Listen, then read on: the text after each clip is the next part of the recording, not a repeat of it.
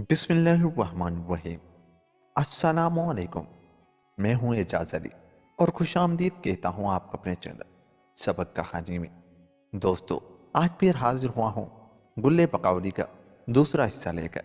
मगर आगे बढ़ने से पहले अगर आपने अभी तक हमारे चैनल को सब्सक्राइब नहीं किया तो थोड़ी सी तकलीफ करके हमारे चैनल को सब्सक्राइब कर लें। चलते हैं बकाया कहानी की तरफ। सुन, बकौली परियों के बादशाह की बेटी है। उसके बाग में गुल है, पर उसकी चार दीवारी को आफताब आलिमताब भी नजर उठाकर नहीं देख सकता। हजारों उद्योग उसकी निगहबानी के वास्ते चारों तरफ मोतदिद रहते हैं। किसी दिए रूह को ताकत नहीं कि बेइजाजत उनके वहां तक पहुंचे। और बेशुमार परियां पास पानी के वास्ते हवा पर मुकर्रर हैं कि कोई परिंद पर न मारे। उसके सिवाय जमीन पर सांप बेचू ला इंतहा पहरा चौकी देते हैं कि कोई शख्स उस राह से भी उसके पास न पहुंच सके। और जमीन के नीचे चूहों का बादशाह हजारों चूहों के साथ निगहबानी करता है कि सुरंग की राह से भी किसी पर्दे बशर की रसाई न हो। सच तो यह है कि चूंटी चाहे कि रेंगती हुई किसी हीरे से उस तक पहुंचे तो मुमकिन नहीं। ए शैताता, तो इस खराबी में जन्हार गिरफ्तार न हो। कुरान शरीफ में आया है कि न डालो तुम हाथ अपनी हलाकत की तरफ। और शेख सादी ने भी फरमाया है, उसका तर्जमा यह है, बैत कोई मरता नहीं है बेनाई, लेकिन तू मुंह में अस्ते है कि न जा। शहजादे ने कहा, फिल हकीकत यही बात है, मगर अल्लाह ताला ने अपनी मेहरबानी से हजरत खलीलुल्लाह पर आग को गुलजार कर दिया था। अगर मैं आशिक सादिक और साबित कदम हूँ और मेरे इश्क का जज्बा साबित है तो अलबत्ता शायद मुराद के दामन तक मेरी दस्तरस होगी। मिसरा, क्या कर सकेगा दुश्मन जो मेहरबान हो दोस्त। मेरे छोटे कद पर न जाओ। अगरचे बनी आदम कुवत में जो से कम है, लेकिन फेम फिरासत में ज्यादा तरजहीन। चुनाचे हक ताला ने फरमाया है कि हर आईना बुजुर्गी दी है मैंने बनी आदम को। आह, तूने नहीं सुना कि किसी जंगल में एक रोज ब्राह्मण का गुजर हुआ। क्या देखता है कि एक शेर मोटी रस्सी से जकड़ा हुआ पिंजरे में बंद है।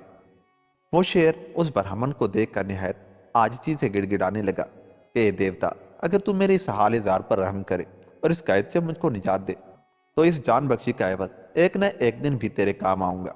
ब्राह्मण सादा लोह का दिल शेर के बिलबिलाने पर भर आया, मगर अकल के अंधे को यह न सूझा कि दुश्मन है, उसकी बात का एतबार न करना चाहिए। बेतामुल उसका दरवाजा खोलकर उसके हाथ पांव खोल दिए। बंद खुलासी होते ही उस कोता अंदेश को चाहा कि गर्दन पकड़कर अपने पेट में डाले। बैत नेकी करनी बदों से ऐसी है, नेकी करनी बदों से ऐसी है जैसे नेकों से की बदी तूने। ब्राह्मण ने कहा, ए शेर, मैंने तुझसे भलाई की नेकी की उम्मीद पर, और तू इरादा बदी का रखता है। मैं नेकी से गुजरा, बदी तो न कर। शेर बोला, हमारे मजहब में नेकी की जजा बदी है। अगर मेरे कहने का एतबार नहीं तो चल दूसरे से पूछवा दूं, जो वो कहे सो सही। इस पार पर वो गोबरगंज राजी हुआ और उस जंगल में एक बरगद का दरख्त था। शेर और ब्राह्मण उसके पास गए। शेर ने अपनी दरख्वास्त उससे जाहिर की। उसने जवाब में कहा, ए ब्राह्मण, शेर सच कहता है, इस वक्त में नेकी का बदला बदी के सिवा कुछ नहीं। सुन कि बरसरे राह एक पांव खड़ा हूं और सब छोटे बड़े मुसाफिरों पर साया करता हूं, लेकिन जो मुसाफिर गर्मी का मारा हुआ मेरे साय में आकर दम लेता हो और हवा खाता है, वो चलते वक्त अपने सर पे साया करने के लिए मेरी दाढ़ी तोड़ कर ले जाता है। कोई मेरी शाख की लाठी बनाता है। कह तो सही, भलाई का बदला बुरा है या नहीं। शेर ने कहा, कहो देवता, आप क्या कहते हो। उसने कहा कि किसी और से भी पूछो। तब शेर ने चंद कदम और आगे जाकर रास्ते से पूछा। उसने भी यही कहा कि शेर सच्चा है। सुनो मिशर जी, अक्सर मुसाफिर मुझे भूलकर इधर उधर भटकते फिरते हैं। जब मैं उनको मिल जाता हूँ तब वो बाआराम तमाम अपनी मंजिल मकसूद को पहुंच जाते हैं, लेकिन इस नेकी के बदले में वो मेरी छाती पर पेशाब करते हैं और पाखाना तो जरूर ही करते हैं। उस वक्त ब्राह्मण ने कहा, तीसरे से भी और दरियाफ्त कर लो, फिर जो तेरी रजामंदी हो बेहतर है। शेर आगे बढ़ा। सामने से एक गीदड़ टेले पर नजर आया। उसने इरादा भागने का किया तो शेर ललकारा कि तू कुछ अंदेशा न कर, हम एक बात तुझसे पूछते हैं। तब वो बोला कि हजरत, जो कुछ इरशाद करना हो दूर ही से फरमाइए कि खुद बदौलत के रौब से इस आजिज की तायर होश उड़े जाते हैं। शेर ने कहा कि इस ब्राह्मण ने मुझसे नेकी की है और मैं इससे इरादा बदी का रखता हूँ। तू कह, इस मुकदमे में क्या कहता है। गीदड़ ने कहा, जो ये बात कि आप इरशाद करते हैं इस खाकसार के ख्याल में नहीं आई। आदमी की क्या मजाल कि कभी है कल जानवरों के शहनशाह से कि जिसके रूबरू इंसान पशा से बदतर है। کچھ نیکی کر سکے، مجھ کو اس بات کا فکر ہے، ہرگز اعتبار نہیں آتا جب تک میں اپنی آنکھوں سے نہ دیکھوں۔ شیر نے کہا کہ ہم دکھا دیں۔ پھر شیر برہمن کو ساتھ لیے آگے آگے اور گیدڑ آہستہ آہستہ پیچھے پیچھے روانہ ہوا۔ ایک آن میں پنجرے کے پاس آ کر تینوں پہنچے۔ برہمن نے کہا، اے گیدڑ، شیر اسی پنجرے میں بند تھا، میں نے نکالا، کہ تیرا فتویٰ کیا ہے؟ گیدڑ بولا کہ اتنا بڑا شیر اس چھوٹے سے پنجرے میں کیوں کر بند تھا؟ اب میرے روبروس میں جائے اور جس طرح اس کے ہاتھ پاؤں بندھے تھے اسی صورت سے باندھ کہ پھر تو کھولے تو میں جانوں۔ شیر اندر گیا اور برہمن اس کے ہاتھ پاؤں باندھنے لگا۔ گیدڑ نے کہا کہ اگر آگے سے اس کے باندھنے میں کچھ بھی فرق کرے گا تو واللہ میں اس بات کا جواب نہ دے سکوں گا۔ اس نے گیدڑ کے کہنے پر شیر کو خوب مضبوط کر کے باندھا اور جکڑ کر پنجرے کا دروازہ بند کر کے کہا کہ اے گیدڑ، دیکھ، یہ اس طرح گرفتار تھا جو میں نے کھولا۔ تو گیدڑ نے برہمن سے کہا کہ پتھر پڑیں تیری عقل پر، ارے نادان، اس دشمن کبھی سے نیکی کرنی اپنے پیروں پر کلاڑی مارنی ہے۔ تجھے کیا ضرورت تھی کہ دشمن کو قید سے چھڑائے؟ اب جا اپنی راہ لے، دشمن تیرا مغلوب ہوا۔ اے عزیز، سچ ہے کہ جو کوئی بے صبری اور فریاد اپنے نفس کی، جو مثل شیر کے جسم کے پنجرے میں بند ہے، سنے اور اس کے حال پر رحم کر کے صبر و توکل کی رسی اس کے ہاتھ پاؤں سے بے محابہ کھول دے، تو بہر صورت اپنے آپ کو اس کا لقمہ بنائے، مگر خزر رانا کی دستگیری سے بچے۔ اے بیسوا، یہ ذکر اس واسطے میں نے کیا جو تو جانے کہ طاقت جسمانی قوت روحانی پر زیادتی نہیں رکھتی۔ اب تجھے لازم ہے کہ پورب پچھم کے شہزادوں کو جو تو نے اپنے مکر و فریب سے قید کیا ہے چھوڑ دے۔ حق تعالیٰ تجھ کو بھی دوزخ کی قید سے نجات دے گا، لیکن اپنے بھائیوں کو محفوظ رکھنے کے واسطے بہت تاکید کی کہ جب تک میں واپس نہ آؤں ان کی حفاظت قرار واقعی کیجیو، کہ یہ کہہ کر رخصتی چاہی۔ تب اس نے باچشم تر یہ اشعار پڑھے۔ اشعار: آتش سوزاں میں تو اے شوق پروانہ نہ جا، نقد جاں بے کساں کو چھوڑ کر تنہا نہ جا۔ تشنا لب اے ابر نیساں اس صدف کو چھوڑ کر جانب ویرانہ ظالم اس قدر دوڑا نہ جا۔ چل رہی ہے چار سو باد حوادث تندو تیز، غلبہ یکزاں تو اے شادی دلہا نہ جا۔ تو نہیں ہے ہیلے سے واقف زمانے کے ابھی، یوسف دوراں یہ زنداں ہے تو اب پھر نہ جا۔ جس میں تو جاتا ہے وہ ہے بحر ناپیدے کنار، مان میری بات کو ظالم یہی رہ جا نہ جا۔ حشر میں پروانے کو ظالم تو کیا دے گا جواب، حشر میں پروانے کو ظالم تو کیا دے گا جواب۔ چھوڑ کر ان کو کہیں اے شمع نور افزا نہ جا۔ اے عزیز، تو نے معلوم کیا کہ میں نے کیا کہا؟ اس بات کا حاصل یہ ہے کہ دل عرش منزل تیرا جو رونق بخش تخت بادشاہی کا ہے اور دیکھنے والا مرد نہیں کا ہے۔ جب اس کی آنکھ اس خلقت ناپاک پر پڑی تو اس کی بطارت کو زنگ لگا اور چشمے روشن تیر و تاریک ہو گئے۔ اب اٹھ اور سرمائے بینائی کا ڈھونڈ، یعنی گل مراد کی کوشش کر، لیکن راہ دنیا ناکارہ کی بادی میں کہ تختہ فریب دھرا ہے مشغول نہ ہونا۔ مبادہ وہ فاحشہ پہلے تجھے فریفتہ کر کے فریب دے اور بعد اس کے فریب کے بلی اور مکر چوہے کی مدد سے اچھا پاسا اپنے حسب مردی پھینکے اور اچانک تیری توکل کا سرمایہ آخر ہو جائے، تب تجھ کو دائم الحبس کر رکھے۔ اگر صبر کے نیولے کی آنت سے اس مکارہ کی بادی ترسم کو درہم برہم کر دے تو وہ فاحشہ جو بادشاہوں اور گردن کشوں کی ہم نشین ہے فرما بردار لونی ہو کر تجھ کو چاہے کہ اپنے حسن و جمال پر لبھائے، پھر اگر تو اس کے منہ پر الفت و محبت سے نگاہ نہ کرے تو یقین ہے کہ گل مراد کے دامن تک تیری دسترس ہو۔ راوی شیریں بیان یہ داستان یوں بیان کرتا ہے کہ تاج الملوک نے ٹھاٹھے قلندرانہ اور چہرے پر خاک مال اور پھر خدا کا نام لے کر چل نکلا، اور بات کئی روز کے ایک ایسی وادی پرخار میں کہ جس کی انتہا نہ تھی اور ہرگز دن رات کی تاریکی میں فرق معلوم نہ ہوتا تھا، سفیدی اور سیاہی میں ذرا امتیاز نہ کیا جاتا تھا۔ وہاں جا کر وارد ہوا اور اپنے دل کو ڈھارس دے کر کہنے لگا کہ اے عزیز، پہلی ہی مصیبت کی لہر ہے، تجھ کو تو ابھی سارا دریا تیرنا ہے۔ ہمت کی کمر چست باندھ اور سمندر کی مانند اپنے آپ کو آتش کدے میں ڈال، پھر دیکھ تو خدا کیا کرتا ہے۔ خواص جو خوف کرے گھڑیالوں سے تو ایک موتی بھی ہاتھ نہ لگے اس کے۔ یہ سوچ کر آخرش اس صحرا میں جا نکلا۔ جو قدم آگے بڑھاتا تھا کانٹا گڑتا تھا، ہر گام پر آہ و نالا کرتا تھا۔ غرض اس دشت پرخار میں کہ جابلوں کے دل سے تاریک تر تھا اور درندوں کا مسکن تھا، منہ کھولے پڑے تھے گویا خالی گھروں کے دروازے، جھاڑیوں کے سوا نہ کہیں دانا، پھولوں کے سوا نہ کوئی آبشا۔ مدت تک شہزادہ دائیں بائیں چاروں طرف دوڑتا پھرتا تھا۔ جھاڑیوں کی رگڑ سے بدن چل گیا، ہر ایک عضو سے لہو ٹپکنے لگا، یہاں تک کہ پھولوں سے تلوے اس کے ببول کے کانٹوں سے چھت گئے۔ کہتے ہیں کہ شہزادے نے اس جنگل کو طے کیا اور لاکھوں سجدے شکر الہی کے بجا لا کر آگے بڑھا۔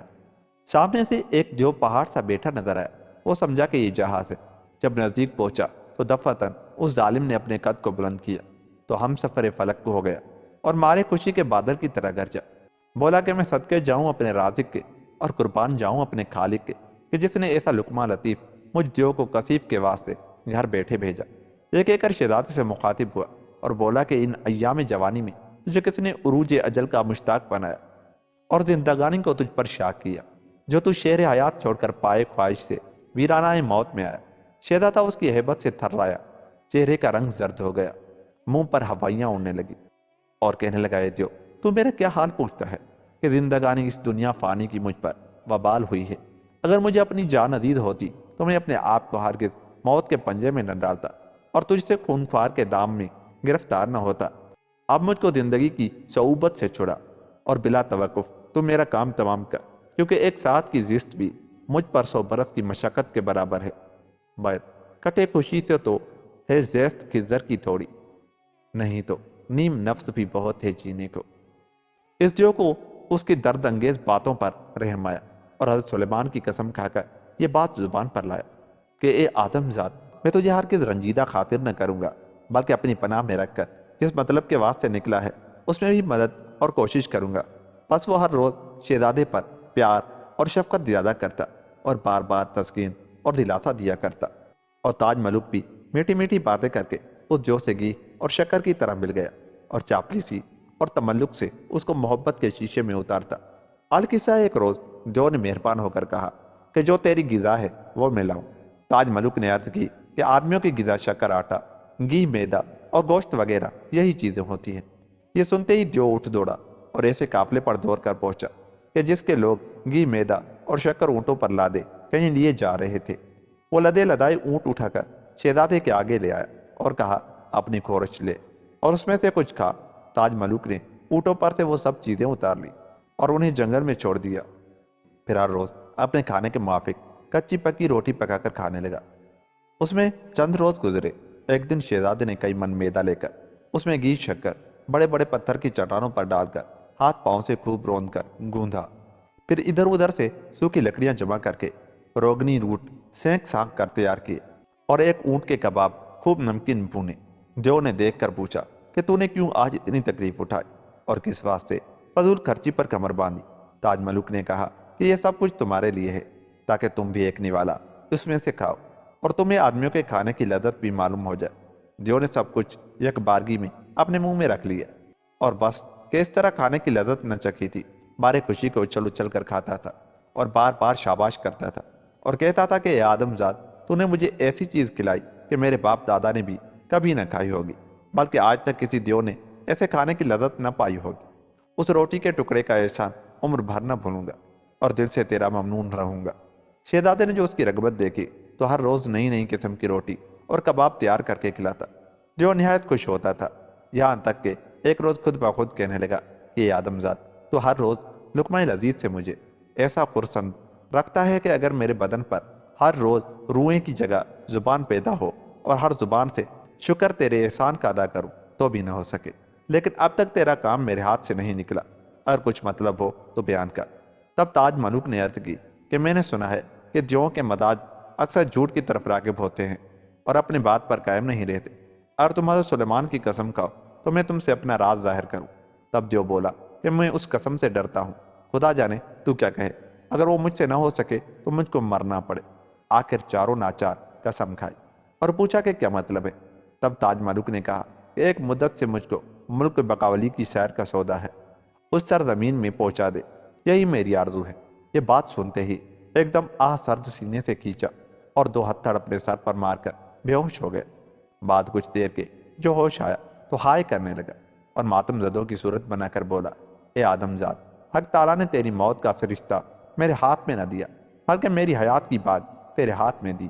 سن، بقاولی پریوں کے بادشاہ کی بیٹی ہے، 18,000 دیو اس کے باپ کے غلام ہیں، وہ ہر طرف سے اس کے ملک کی پاسبانی کرتے ہیں۔ وہ تو ایک طرف، بلکہ وہاں کے خاص چوکیدار جو اس ملک کے نزدیک ہیں، انہوں نے بھی اس شہر کی چار دیواری کو نہ دیکھا ہوگا۔ کسی دیے روح کی کیا طاقت بلکہ ہوا بھی ان دیوؤں کی اجازت کے بغیر جو برس دن کی راہ پر نگہبان ہیں ممکن نہیں کہ پہنچ سکے، اور پریاں رات دن نگہبانی میں مشغول ہیں کہ کوئی پرندہ اس سرزمین پر پر نہ مارے، اور زمین کے نیچے چوہوں کا بادشاہ بے انتہا فوج سے اور سانپ بچھوؤں کا لشکر زمین پر محافظت کے واسطے مقرر ہے، تاکہ کوئی سرنگ لگا کر نہ پہنچ سکے۔ بھلا پھر میں تجھے وہاں کیوں کر پہنچا دوں؟ جو نہ پہنچاؤں تو یقین ہے کہ بس اب اس قسم کے میں اپنی جان سے جاؤں۔ تو ایک کام کر کہ آج پھر اسی طرح سے کھانا پکا، پھر دیکھ کہ پردہ غائب سے کیا ظاہر ہوتا ہے اور میری کوشش کے ہاتھوں سے کیا بن پڑے۔ تاج ملک نے وہی کیا۔ جب دیو نے کھانا تیار دیکھا تو چنگھاڑ ماری، فوراً شمال کی طرف سے ایک اور دیو پہاڑ صاحب پہنچا اور دونوں دست بوسی کر کے بیٹھ گئے۔ پھر تاج ملک پر دوسرے دیو کی نظر پڑی۔ شہزادے نے فوراً جھک کر سلام کیا۔ اس کے سلام کرنے سے دیو نے حیران ہو کر صاحب خانہ سے پوچھا کہ اے بھائی، مقام تعجب کا ہے؟ اب تک کسی نے نہ دیکھا اور نہ سنا ہوگا کہ دیو اور آدمی سے موافقت ہو اور دونوں ایک جگہ ہم نشین رہیں۔ اس کے یہاں رہنے کا کیا باعث ہے؟ دیو نے کہا، اے بھائی، اس آدم زاد نے مجھ کو نہایت ممنون کیا ہے۔ مجھے کس طرح اس سے بدی کرنی منظور نہیں، اور تجھ کو اسی واسطے بلایا ہے کہ تو بھی اس کے ہنر سے واقف ہو۔ یہ کہ صاحب خانہ نے سامان مہمانی کا لا کر مہمان کے آگے رکھ دیا۔ وہ دیو اس کھانے کو کھا کر نہایت خوش ہوا اور کہا کہ کہو بھائی، تم سے بھی آج تک اس آدمی کا کام ہوا ہے یا نہیں؟ صاحب خانہ نے جواب دیا کہ یہ شخص ایسے کام کے واسطے تکلیف دیتا ہے جو میرے جدا مکان سے باہر اور تردد کے احاطے سے خارج ہے۔ اگر تو مہربانی کرے تو شاید یہ کام ہو۔ پھر اس نے پوچھا کہ ایسی کون سی بات ہے جو تم اس میں عاجز ہو؟ میزبان نے کہا کہ اس کو ملک بقولی کی سیر کی خواہش ہے۔ مہمان بولا، جو جان بوجھ کے پوچھے تو بس قطع ہے سوال۔ صاحب خانہ نے کہا، میں حضرت سلیمان علیہ السلام کی قسم کھا چکا ہوں، اگر تو توجہ اور کرم کر کے اس کو شاہد مراد سے بلائے تو فی الحقیقت میری جان بخشی کرے۔ القصہ، اس دیو کی بہن حمالہ نام تھی۔ 18,000 دیو جو بقاولی کے ملک کے خاص چوکیدار تھے، وہ ان کی سردار تھی۔ اس کو ایک خط اس مضمون کا لکھا کہ ایک خواہر عزیز، مجھ کو ان دنوں ایک ایسا سفر درپیش ہے کہ بغیر اس کے کوئی صورت رہائی کی نہیں، اور ایک مدت سے میں نے ایک آدم ذات کو بجائے فرزند پرورش کیا ہے۔ اب میرے جانے کے بعد گھر خالی رہے گا۔ اب بہر صورت جائے خوف و خطر ہے۔ اس واسطے اس نور دیدہ کو تمہاری خدمت میں روانہ کیا جاتا ہے کہ اس کے حال پر شفقت کی نظر رکھو، کسی طرح یہ تصدیہ نہ اٹھائے۔ والسلام، اور قاصد کے ہاتھ میں دیا۔ پھر تاج ملوک کی طرف منہ پھیر کر اشارہ کیا کہ اس کے ساتھ جا۔ میں نے کمند صحیح و تردد اپنے بازو کے زور سے میدان مطلب میں پھینکی ہے۔ اگر تیرا چوگان بخت مدد کرے تو شاید اپنے مطلب کو پہنچے۔ یہ کہہ کر قاصد کے بائیں ہاتھ پر بٹھا دیا اور دانے ہاتھ کا سایہ کیا اور راستہ پکڑا۔ باخیریت تمام منزل مقصود تک جا پہنچا اور دور سے حمالہ کو سلام کر کے شہزادے کو نامہ سمیت حاضر کیا۔ وہ دیکھ کر نہایت خوشی سے گنچے کی طرح کھل گئی۔ سماتی تھی نہ اپنے پیرہن میں، خوشی سے روح پھولی تھی بدن میں۔ الغرض قاصد کی طرف متوجہ ہو کر کہنے لگی کہ اگر مجھ کو بھائی سرخ گندھک کی کان بھیجتا یا انگوٹھی حضرت سلیمان علیہ السلام کی تو میں اتنا خوش نہ ہوتی جیسا کہ اس کے آنے سے ہوئی۔ اس کے بعد خط کا لفافہ کھول کر احوال دریافت کر کے جواب لکھا، اے برادر، مجھ کو ایک بستی میں جانے کا اتفاق ہوا تھا۔ وہاں ایک بادشاہ کی بیٹی نہایت خوبصورت لاسانی میرے ہاتھ لگی۔ اس کو بیٹی کی طرح میں نے پرورش کیا اور محمودہ نام رکھا۔ اب وہ 14 برس کی 14ویں رات کا چاند سا ہوئی۔ کارساز نے اس کا جوڑا اس تقریب سے بھیجا، الحمدللہ کہ یہ بات خاطر خواہ بن پڑی۔ زیادہ شوق ملاقات، والسلام، اور خط دے کر نامہ بر کو رخصت کیا۔ پھر محمودہ کو تاج ملوک کے ساتھ بیاہ دیا۔ القصہ، تاج ملوک تھوڑی مدت محمودہ کی صحبت میں رہا۔ ایک رات محمودہ نے شہزادے سے کہا، اے مایا نشاد، شاید آدمیوں کی یہی وجہ ہے جو رات کو اپنے یار کے گلے لگ کر نہ سوئیں، الگ پڑے رہیں، بوسو کنار نہ کریں کہ صبح کو جیسے کہ تیسے اٹھ کھڑے ہوں۔ تاج ملوک بولا، عیش و عشرت انسان کی اپنی مرضی پر منحصر ہے۔ اس سبب سے کھٹے میٹھے کو جی نہیں چاہتا، بلکہ جان شیریں بھی تلک ہے، کیونکہ مجھ کو ایک بڑی مہم درپیش ہے اور میں نے عہد کیا ہے کہ جب تک وہ سر نہ ہو دنیا کی تمام لذتوں کو حرام سمجھو، مگر عہد کے خلاف نہ کرو۔ محمودہ بولی، وہ کیا ہے؟ بیان کر۔ کہا کہ میں ملک بقولی کو دیکھنے کی خواہش رکھتا ہوں۔ محمودہ نے جواب دیا، خاطر جمع رکھو، انشاءاللہ تعالی کل وہ ملک تجھے دکھاؤں گی۔ خیر، وہ رات تو جو تو گزر گئی۔ جب مہتاب چھپا اور آفتاب نکلا، حمالہ دونوں کو خوابگاہ سے باہر لائی اور اپنے دائیں بائیں جانوں پر بٹھا کر شفقت بزرگانہ اور الطاف مادرانہ کرنے لگی۔ محمودہ بھی سر و قد اٹھ کر آداب بجا لائے اور عرض کی کہ اماں جان، میں کچھ گزارش کرنا چاہتی ہوں، اگر قبول ہو تو عرض کروں۔ حمالہ نے سر اور آنکھیں چوم کر کہا کہ بے تکلف کہو۔ محمودہ بولی کہ یہ ملک بقولی کو دیکھنے کا ارادہ رکھتے ہیں، جس طرح تم سے ہو سکے ان کو وہاں پہنچاؤ۔ ہمارا نے چند در چند ہیلے اور عذر کیے، آخرش دیکھا کہ لڑکی کسی طرح سے اس کا خیال نہیں چھوڑتی، ناچار قبول کیا اور چوہے کے بادشاہ کو بلا کر فرمایا کہ اسی وقت یہاں سے بقولی کے باغ تک سرنگ کھود کر اس شہزادے کو کہ میری حیات کا سرمایہ ہے اپنی گردن پر سوار کر کے اس باغ میں پہنچا دو، مگر خبردار شرمو اسے آصب نہ پہنچے، ہرگز اپنی گردن سے نیچے نہ اترنے دیجیے۔ اس نے بموجب حکم کے ویسا ہی کیا۔ باغ میں پہنچ کر شہزادہ نے آستہ سے چاہا کہ اتر کر اس میں جائے، چوہے نے نہ چھوڑا اور ارادہ پھرنے کا کیا۔ تاج ملک نے کہا کہ اگر تم مجھے اس باغ کی سیر کو جانے دے تو بہتر، نہیں تو اپنے آپ کو ہلاک کرتا ہوں۔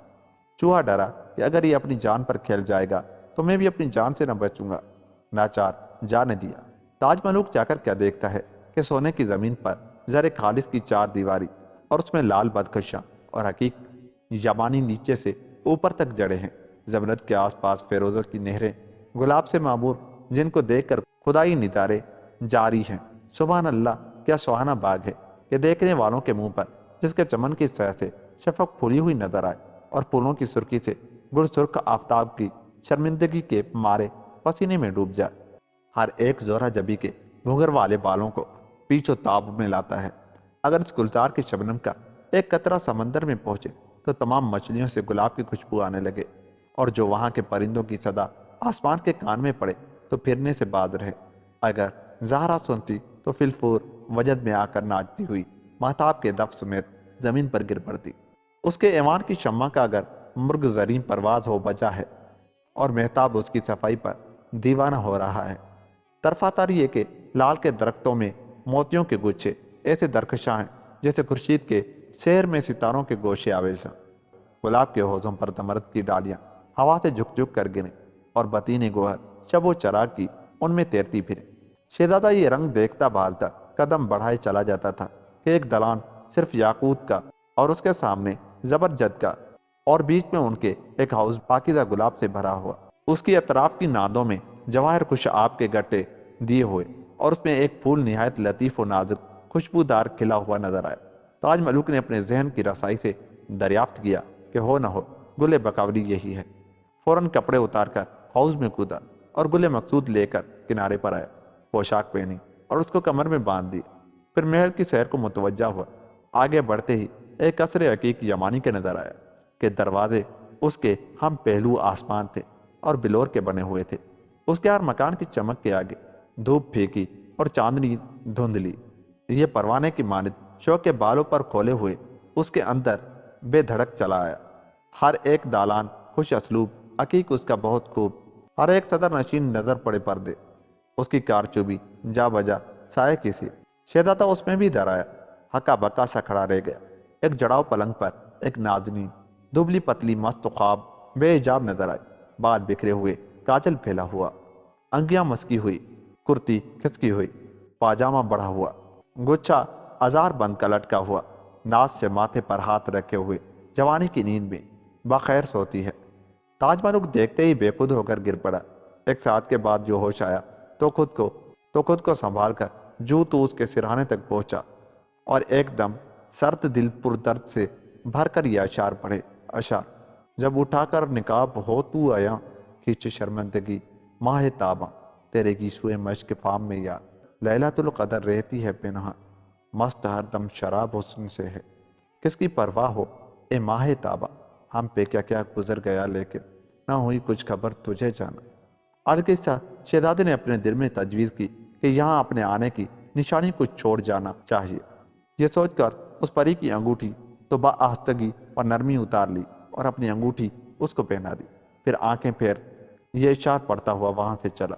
لالا سما اس باغ سے ہم داغ ہجراں لے چلے، لالا سما اس باغ سے ہم داغ ہجراں لے چلے، خاک سر پر داغ دل پر سینہ بریاں لے چلے، باغ دنیا میں نہ ہوگا کوئی ہم سا بد نصیب، آئے ایسا باغ میں اور خالی داماں لے چلے۔